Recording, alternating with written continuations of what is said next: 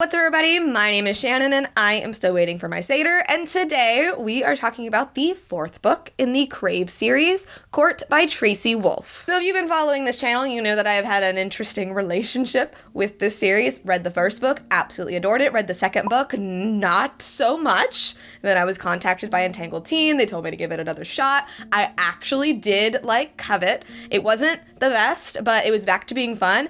Honestly, pleasantly surprised by Court, and I feel like we're getting back on track. So at the beginning of the story, Grace and her group of friends return to Katmere Academy, find it completely destroyed, and everybody has been kidnapped. All of the students, all of the teachers, and so it is up to them to try to break them free. And what this is building towards is our big confrontation with the vampire court and everything that's going on there and all of the plotting and the scheming. You can definitely see why this book is called Court, because we get to visit a lot of other courts.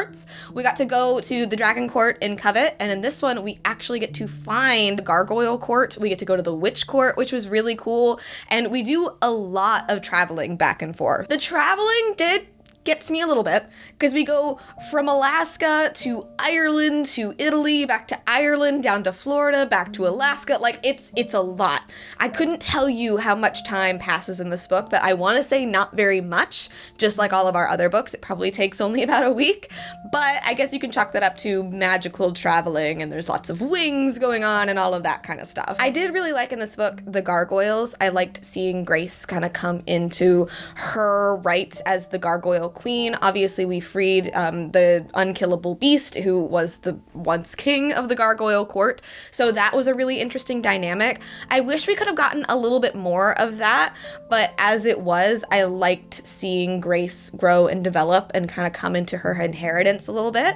And speaking of that, we do get to learn a lot more about where Grace comes from, and listen, it's a little YA tropey, some of her other, family ancestry, but honestly, I feel like it works. And Grace, yes, has been getting on my nerves a little bit, but in this book, I feel like she finally sorts herself out and finally comes to terms with being worthy of these titles that are being handed to her.